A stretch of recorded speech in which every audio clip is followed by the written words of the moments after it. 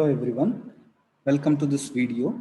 In this video, we shall see one more property of a Riemann-Stieltjes integrable function. So statement, so previously in one of the previous video, we have seen that a continuous function is always Riemann-Stieltjes integrable. So now we shall see that if a function has finitely many discontinuities, or if a function has finitely many points at which f is discontinuous, then is it Riemann-Stieltjes integrable or not, and when it will be Riemann-Stieltjes integrable. So statement is like this: suppose f is a real valued bounded function on the closed interval a comma b. F has finitely many points of discontinuity on the closed interval a comma b.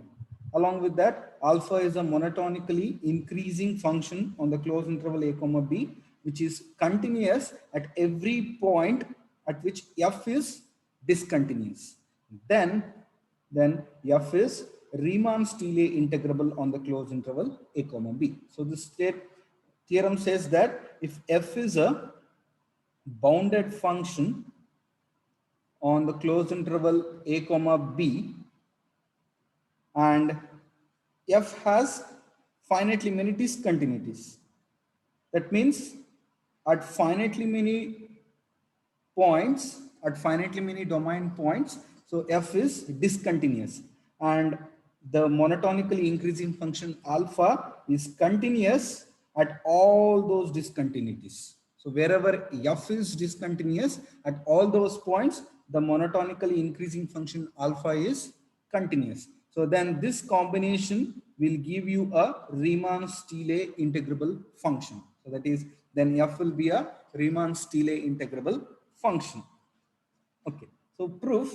So what we have to prove? We have to prove f is Riemann-Stieltjes integrable on the closed interval a comma b. So by Riemann criterion for integrability, it suffices to prove that for every epsilon there exists a partition P such that UPF alpha minus LPF alpha is less than epsilon. So this condition is equivalent to saying that f is Riemann-Stieltjes integrable. So now we shall verify that condition. So start with an epsilon, let epsilon greater than 0 be given. Now since f is bounded, so there exists a real k such that modulus of f of x will be less than or equal to k for all x varying over the closed interval a comma b. So that shows that, so modulus of f of x forms a non-empty set of real numbers which is bounded above. If you collect all modulus of f of x values for x varying over the closed interval a comma b, then it forms a non-empty set of real numbers which is bounded above. So any non-empty set of real numbers bounded above will have the supremum. So supremum of modulus of f of x will exist. So we have taken it to be m. So m is the supremum of all modulus of f of x.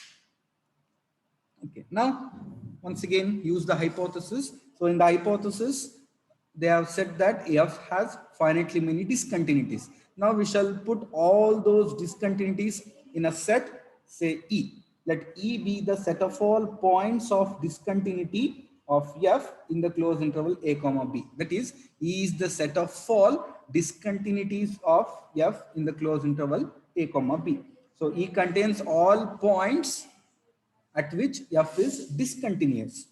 So as f has only finitely many discontinuities, so E will be finite. E will be finite. Say it contains the points y1, y2, so on, ym, where y1, y2, ym are the points of the closed interval a comma b, which are the points of discontinuity of f.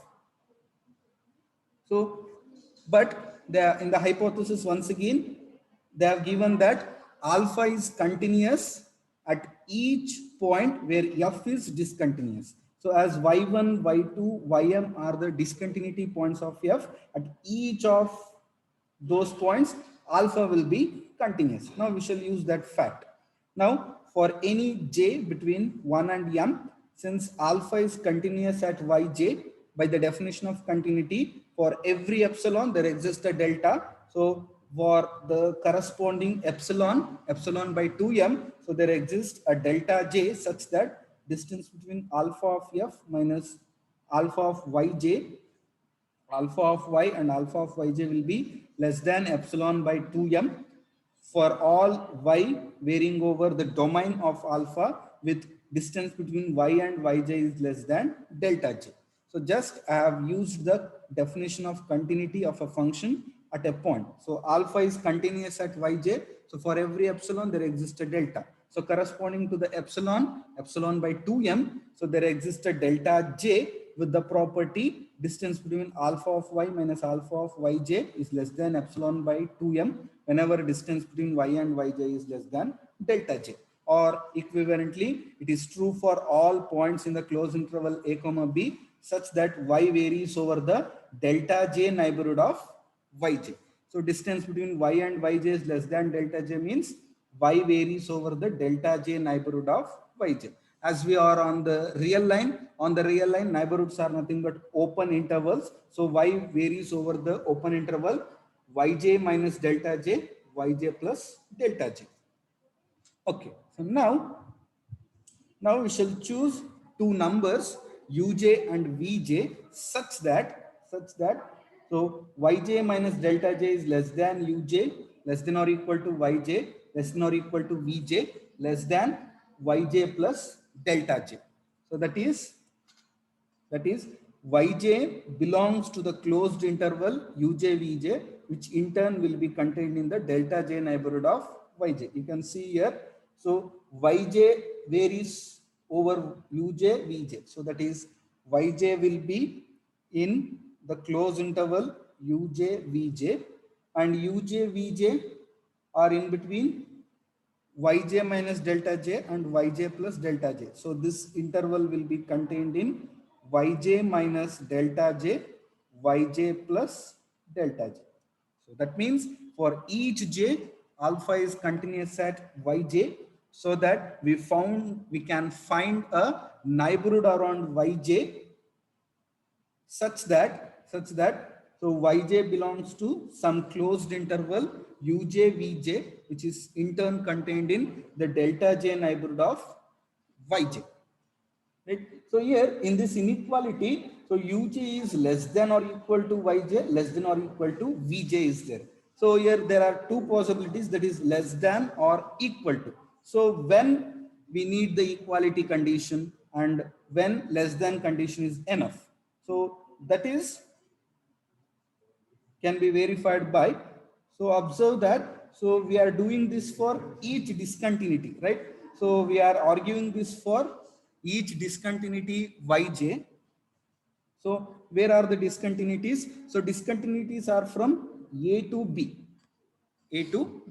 so suppose these are the discontinuities y1, y2, so on, ym. So if they are in between a and b, so suppose these discontinuities are in between a and b, then obviously we can find a delta neighborhood around each of this, which we named it as uj vj, right?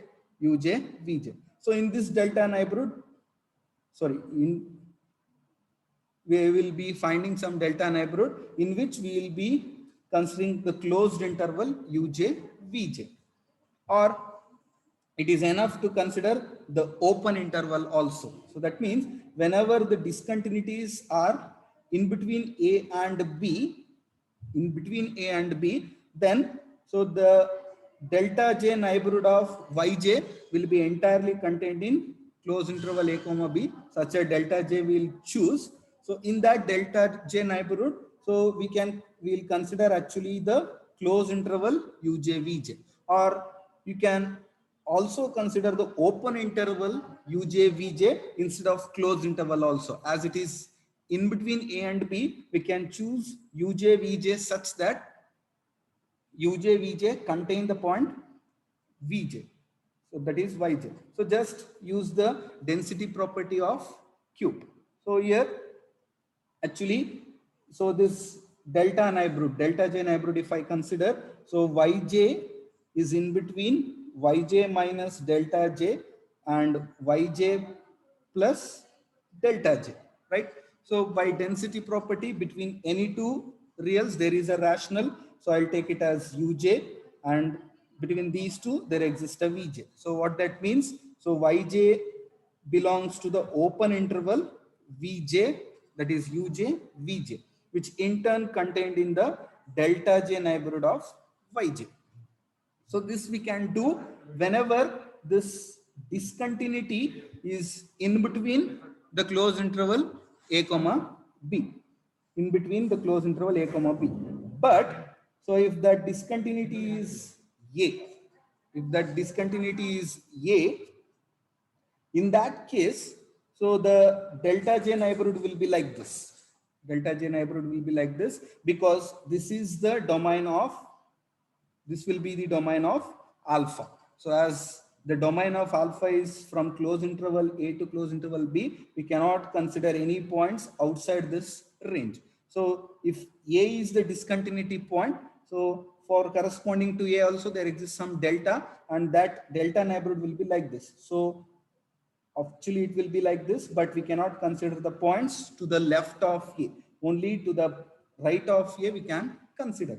So in this, so we will be considering the closed interval uj vj, where we need the equality, where we need the equality, because whenever A is the discontinuity point, so we cannot consider open interval uj vj containing A, containing A. So if you consider such a open interval, then it also contains some points to the left of A, which is not possible as the domain of alpha is from closed interval A.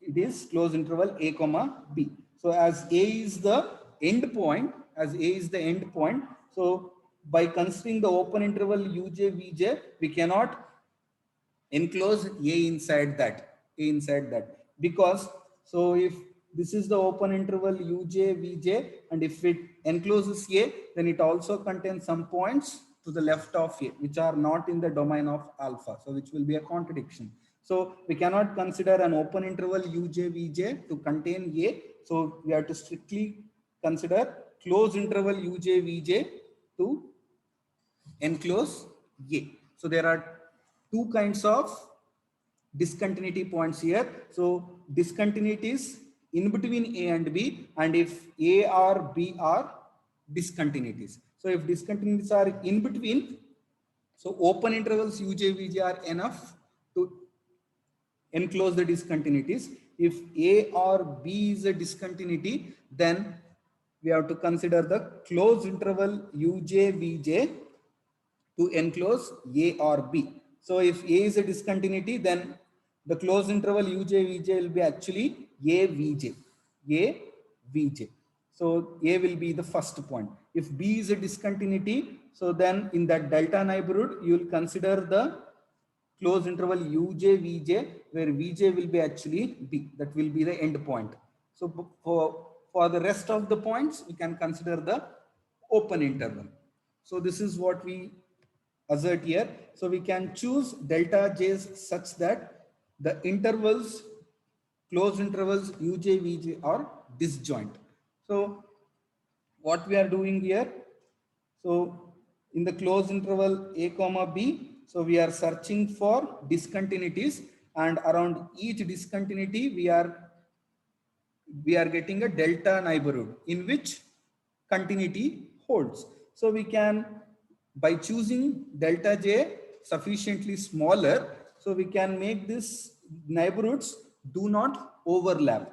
So by choosing the delta j's sufficiently smaller, we can make these open intervals not to overlap. So as these in neighborhoods will be disjoint, the closed intervals which we considered inside the open interval will also be disjoint. So by choosing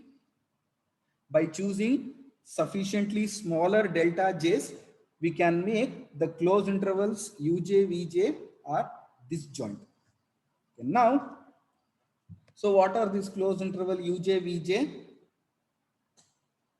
So each of these closed interval uj vj contains the discontinuity yj. So they are nothing but the points of e. So e will be contained in the union of all these closed intervals uj vj. Further, so as I told, we can also choose uj vj such that every discontinuity of f other than a and b. So e intersection close interval open interval a comma b means what? So e contains discontinuities. So discontinuities of f other than a and b. So for all discontinuities of f other than the endpoints a and b, so we can find an open interval containing that point. And for a and b, for the endpoints, so we need the closed interval. We need the closed interval to enclose that point. Okay, next. So now for these numbers uj and vj, consider alpha of vj minus alpha of uj. So as uj is less than or equal to vj by our construction, so alpha of uj will be less than or equal to alpha of vj. So that the difference alpha of vj minus alpha of uj will be non-negative. So as this number is non-negative, so its modulus will be itself. So now in this modulus, add and subtract alpha of yj. Then using triangle inequality, split this modulus. So this modulus will be less than or equal to alpha of vj minus alpha of yj plus alpha of yj minus alpha of uj. So both will be less than epsilon by 2m because so we have chosen Vj and Uj. How? They are in the Vj and Uj are actually in the delta j neighborhood of Yj. And for all points in the delta j neighborhood of Yj, this distance is less than epsilon by 2 by continuity of alpha. So this distance will be less than epsilon by 2m and this distance will be also less than epsilon by 2m. So here actually I'm using the condition 1. So this sum will be equal to epsilon by m. So now I can do this for all j. So do this for every j. So every number of this form is less than epsilon by m. So now if I take the sum of all those numbers, so each is less than epsilon by m. If I add m such numbers, it will be less than m into epsilon by m. So which is equal to epsilon. So the sum is less than epsilon. So call this as equation 2. Now consider k.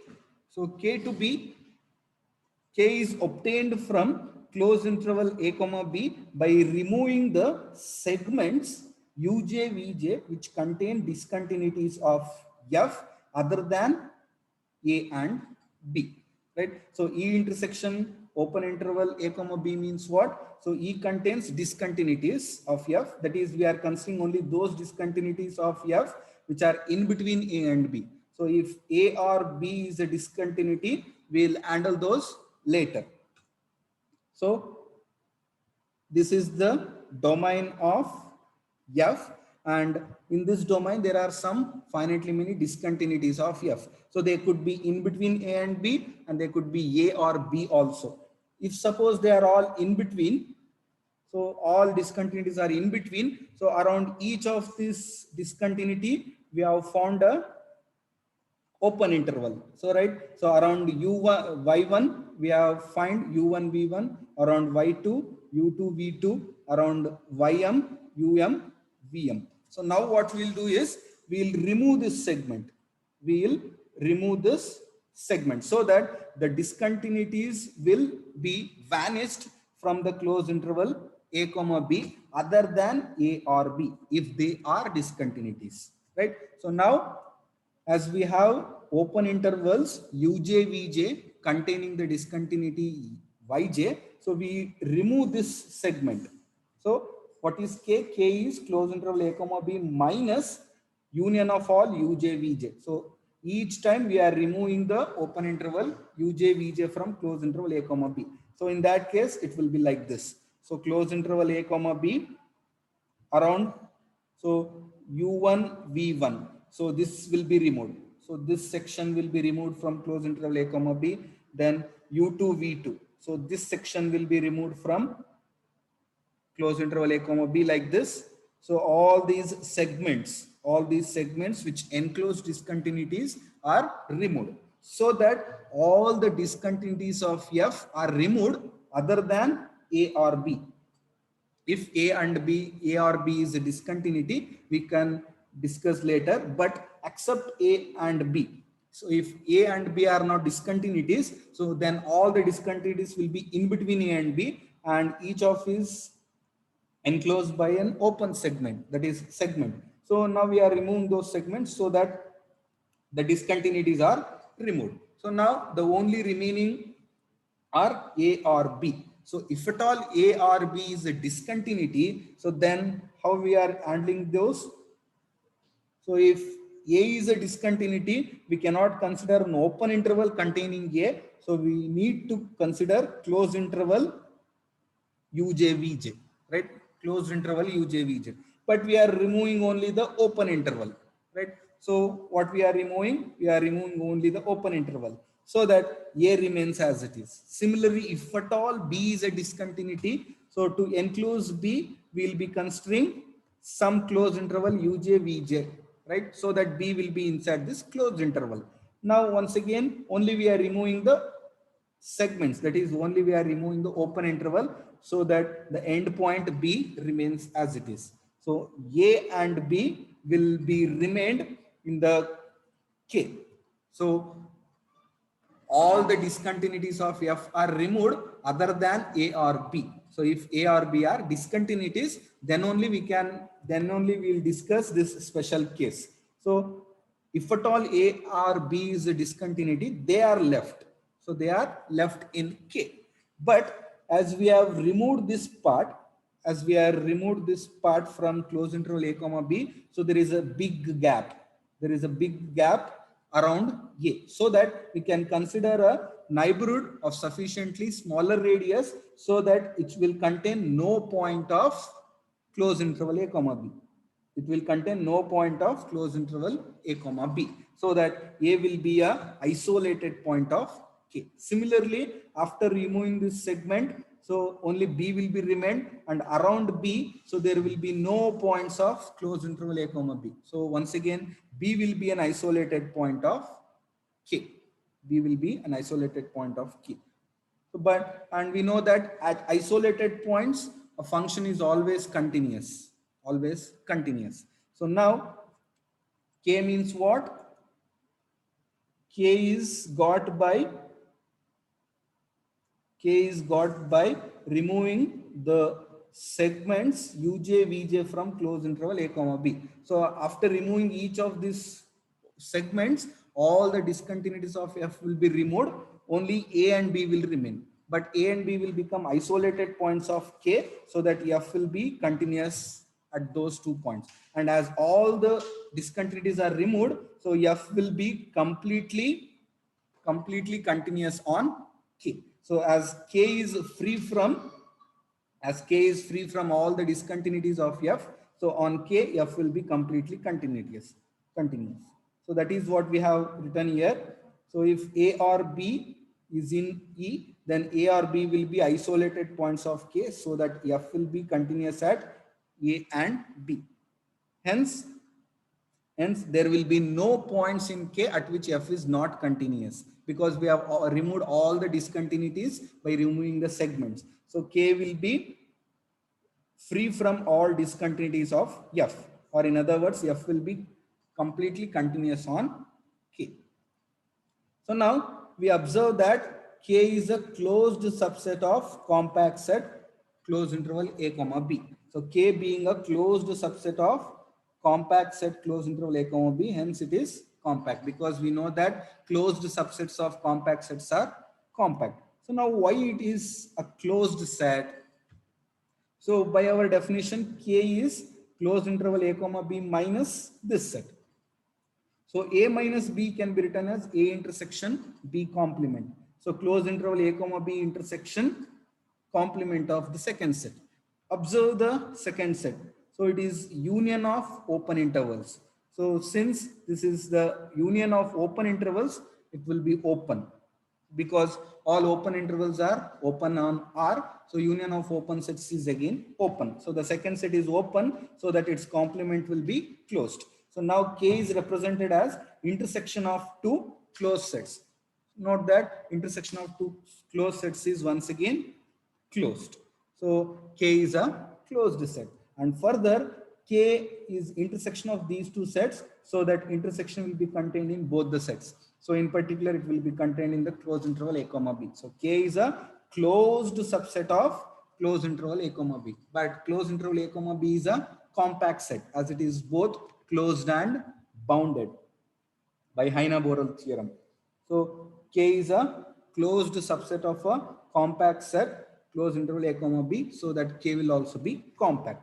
So now F is continuous on K and K is compact. So any continuous function on a compact set will be uniformly continuous. So F will be uniformly continuous. So now use the definition of uniform continuity.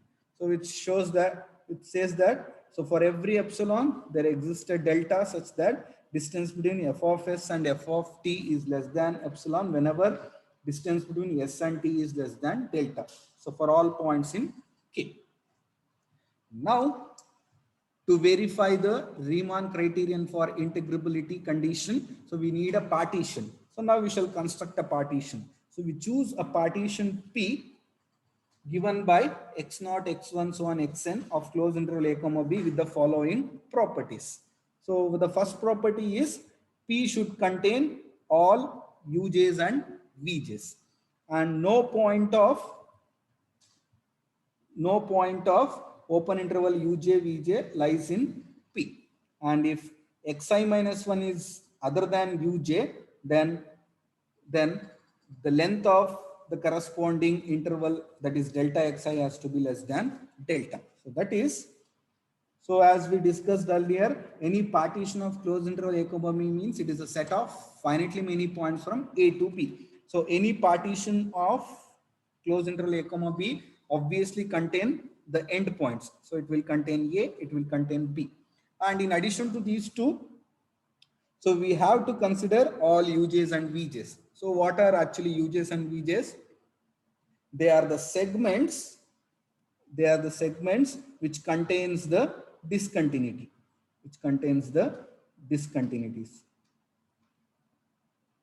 right? So now we have considered all these U1, V1, U2, V2, U3, V3, so on, UM, VM. So we have considered all UJs and VJs, but we cannot consider any other points in between U1 and V1, in between U2 and V2. That is, we cannot consider any points in between UJ and VJ. Other than these points, you can consider any other points, but they cannot be lying in between any UJ and VJ. They cannot be in this segment. So outside the segment, you can consider any other points. So this partition should contain A and B and all UJs and VJs first of all. In addition to that, there can be any other points. So this satisfies the first two conditions. Now what about this? So after choosing all these points, so if I make a partition, so the points of the partitions are usually denoted by x0, x1, so on, xn. So using these points, using these partition points, we can actually divide the closed interval A comma B into subintervals. How? So x0. So if I take u1 as the next point, so it will be x1. So v1 will be x2. So like this. So x0 to x1. So this will be first closed interval. So next u1 to v1. Next closed interval. Next like this. Like this. So there will be subintervals of the closed interval A comma B, where among those subintervals there are two kinds. So you can observe one of the subintervals will not contain any discontinuities and the other contain one discontinuity. So observe that. So using the partition P, so we can divide the closed interval A comma B into subintervals, where there are two types of subintervals. So you can observe the first here. So first one, x0 to x1, which do not contain any discontinuities. Now the second one, u1 to v1, that is x1 to x2. It contains a discontinuity y1. So next, v1 to u2, v1 to u2. So this closed interval, that is this subinterval, will contain no discontinuities. So next, u2 to v2. So this subinterval contains a discontinuity of y2, like this. So alternatively, one subinterval will contain no discontinuities. The next will obviously contain a discontinuity. Now observe all those intervals which do not contain discontinuities. So for all those intervals, so the end point is actually some uj. So in the first interval, there are no discontinuities and the end point is actually u1. Second, there is a discontinuity. So I'll move on to third one. Third one is actually v1, u2. So this is a closed interval where there are no discontinuities and whose end point is u2. End point is some uj, like this, and observe. And also all these intervals in which there are no discontinuities, the first element, that is the first point, is not uj.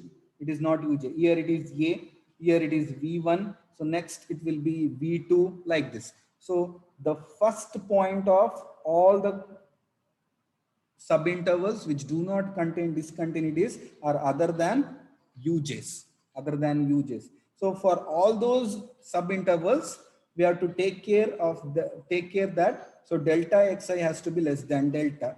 So delta xi means what? So delta xi means it is length of that interval, that is end point minus the first point. So last point minus first point. So this distance has to be less than delta for all those subintervals whose first point is other than uj, and all those such intervals will do not contain any discontinuities. So making those intervals having length less than delta will help in using continuity, that is uniform continuity of f in that interval, as such intervals will not contain any discontinuities. So making that interval having length less than delta, we can apply the uniform continuity of f for all points in that neighborhood. So for any points in that neighborhood, the distance will be obviously less than the length of that interval. So if I make the length of that interval is less than delta, so for all points in that interval, the distance will be less than delta, so that I can apply the uniform continuity of f. So that we'll divide the subintervals into two kinds. So one contains no discontinuities, the other contains some discontinuities.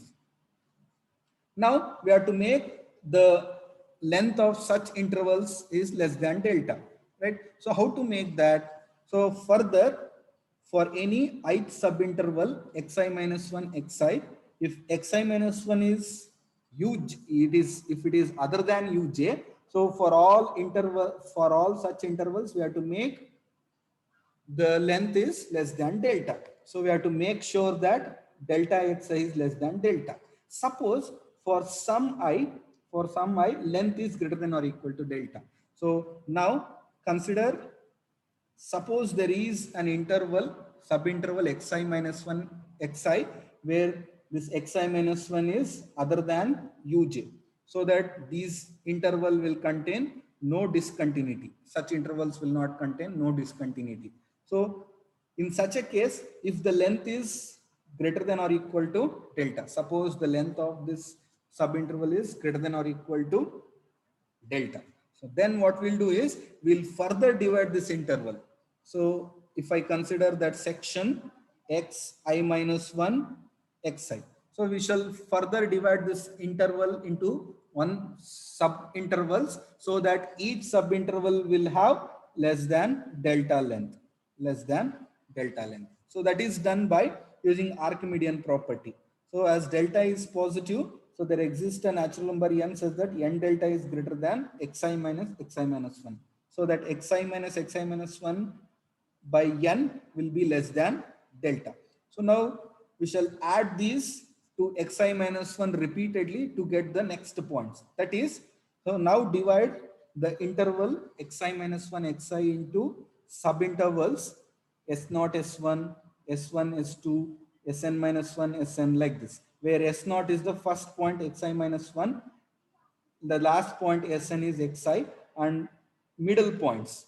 Any middle point is Sr, it is xi minus 1 plus r into this one. So if you consider the, so like this. So this is the closed interval xi minus 1 xi. So now in between xi minus 1 and xi, now we are considering some points. So this is S naught, this is Sn, and in between there are S1, S2, so on, Sn minus 1. So if you take the difference of any 2 points, that difference is obviously less than delta, because what is SR? It is xi minus 1 plus r into this number. SR minus 1 will be here r minus 1. So if you take the difference SR minus 1, so that will be obviously less than delta. It will be, the difference will be actually equal to xi minus 1 by n, because any two consecutive points differ by a factor xi minus 1 by n, which is less than delta. So now divide this ith interval xi minus 1 xi into subintervals, where each of the subinterval is less than delta. So like this, if any ith interval whose first point is other than uj, we make such interval having length less than delta.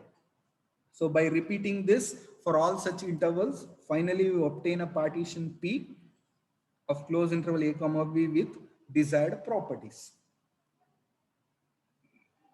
So next, so define capital Mi to be supremum of all f of x as x varies over this closed interval, and small mi as infimum of all these f of x's as x varies over the closed interval xi minus 1 xi. Now, so as I told, we shall distinguish the subintervals into two types, right? So the closed interval a comma b is now partitioned.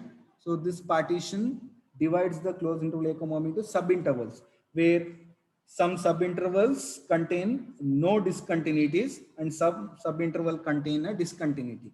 So for all subintervals which do not contain discontinuity, so their first point will be always other than UJs. So we'll put all those indices in A. So A is the set of all those indices corresponding to the closed interval which do not contain any discontinuities. That is the first element. So we always will consider the subinterval of the form xi minus 1 xi, where xi minus 1 is the first element, xi is the last element. So the first element has to be other than uj, and consider B to be all the remaining indices. So A contains all those indices I such that xi minus 1 is other than uj, and B contains all the remaining indices. That is, it contains all those indices where xi minus 1 is equal to uj. So clearly A and B are disjoint because they are categorized with opposite condition. Here xi minus 1 is equal to uj, here it is not equal to uj. As their characterization is opposite, so A and B will not contain common points. So A intersection B will be empty, and also A union B. So A union B will be equal to the whole indices 1, 2 up to n. It contains all the indices. Now consider the desired difference UPF alpha minus LPF alpha. So UPF alpha is what? It is the upper Riemann-Stieltjes sum. It is defined as summation capital Mi delta alpha I running from 1 to n minus LPF alpha is summation small mi into delta alpha I running from 1 to n, where capital Mi is the supremum and small mi is the infimum of f of x's for points in this ith interval. Next, so combine those two summations as they have the same indices. So it will be summation capital M minus small mi into common delta alpha I running from 1 to n. Now, all the indices from 1 to n, all the indices from 1 to n can be distinguished or separated among two sets A and B. So I running from 1 to n can be separated as I running over set A plus I running over set B.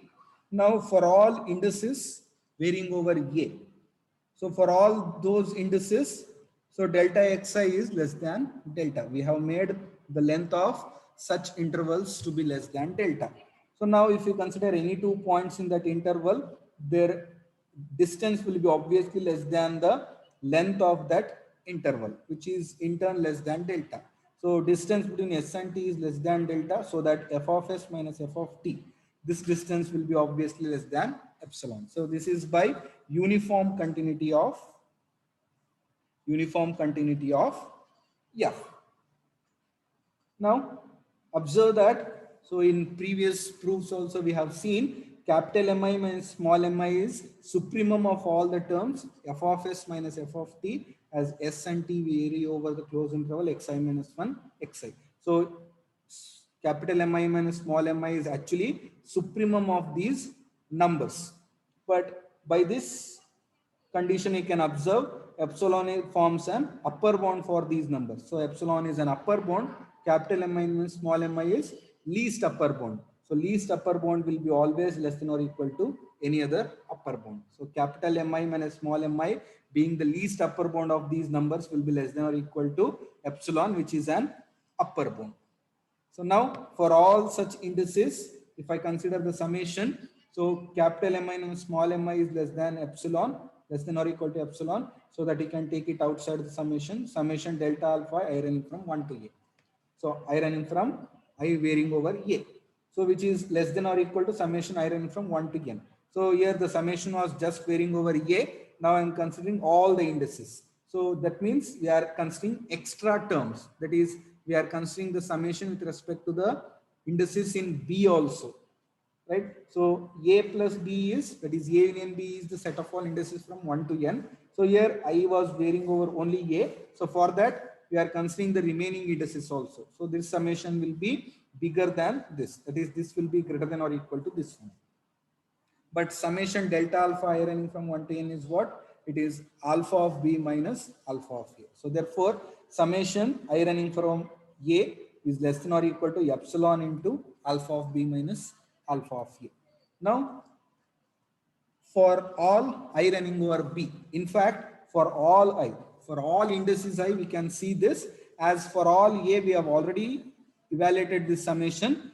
Only the indices which are left are the indices in B. So for all indices in B, so consider the definition which we have initially taken. Capital M is the supremum of all modulus of f of x.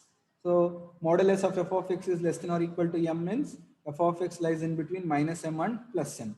So which is true for all points in the closed interval a comma b.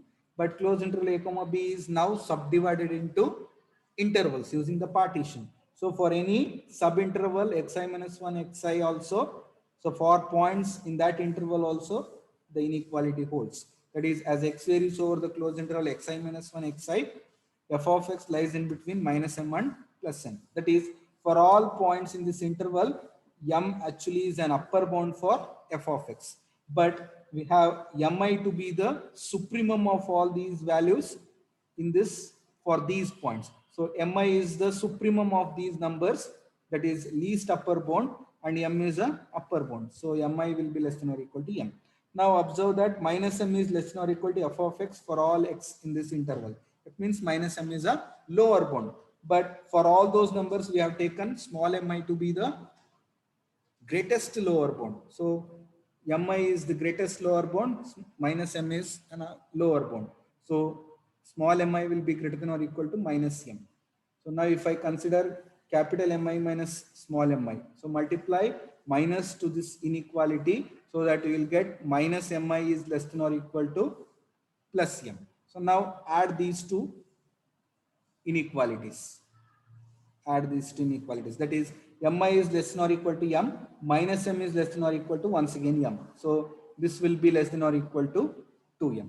So which holds for all indices I in B. So if I consider the corresponding summation, so summation capital Mi minus small mi into delta alpha I varying over B. It is less than or equal to, so this difference is less than or equal to 2m into summation I running over B delta alpha I. Now we are to see what are these indices I. So for each indices I in B, Actually, xi minus 1 is equal to uj. So for each index I in B, for each index I in B, the corresponding subinterval will contain the first point as uj. So, and there are no other points in between uj and vj in the partition. So this will be the closed interval. So this will be the closed interval uj vj corresponding to each I in B. So for each I in B, so the first point is some uj. So next point will be obviously vj, because in between we have not considered any other points in the partition. So this will be the interval uj vj. And how many such are there? There are, how many UJs are there? There are m in number. So there will be m such intervals. So for all those, we have to calculate delta alpha I. What is delta alpha I? It is alpha of end point minus alpha of first point. So alpha of Vj minus alpha of Uj, j running from 1 to m. So as there are m such intervals, there will be m terms in this summation. And initially we have showed this summation is less than epsilon. So finally this summation will be less than 2m epsilon. Now we shall combine both the equations. UPF alpha minus LPF alpha is nothing but summation running over A and plus summation running over B. So the first one is less than epsilon into alpha of B minus alpha of A. And the second one is less than 2m epsilon. So take epsilon common. So this term will be less than epsilon into 2m plus alpha of B minus alpha of A. Now, as there is one arbitrary variable on the right hand side, which is epsilon, so we can make this number as small as we desire. So by choosing epsilon to be negligibly 0, so we can make this number as small as we desire. Or in other words, I can make this difference less than any positive value. So we conclude that f is Riemann-Stieltjes integrable on the closed interval a comma b. Or to get the direct condition of Riemann criterion, that is UPF alpha minus LPF alpha, so it has to be less than epsilon. So to get that condition readily, so you can use another method. So use Archimedean property for positive epsilon. So as epsilon is a positive real, so there exists a natural number n such that n epsilon is greater than the number 2m plus alpha of b minus alpha of e. Right? So or taking n on that side, so 1 by n into this number will be less than epsilon, or call that 1 by n as epsilon 1. So what are the arguments you have followed in the above theorem using epsilon? Repeat the same using epsilon 1. So in place of epsilon, take epsilon 1. So at the end, you will get UPF alpha minus LPF alpha to be less than epsilon 1 into 2m plus alpha of b minus alpha of a. So which in turn will be less than epsilon. So we will get the desired result. UPF alpha minus LPF alpha is less than epsilon. So as the Riemann criterion for integrability is satisfied here, so we can say f is Riemann-Stieltjes integrable. So in this video, we showed that any bounded function having finitely many discontinuities, and at all those points, if the monotonically increasing function alpha is continuous, then f will be Riemann-Stieltjes integrable.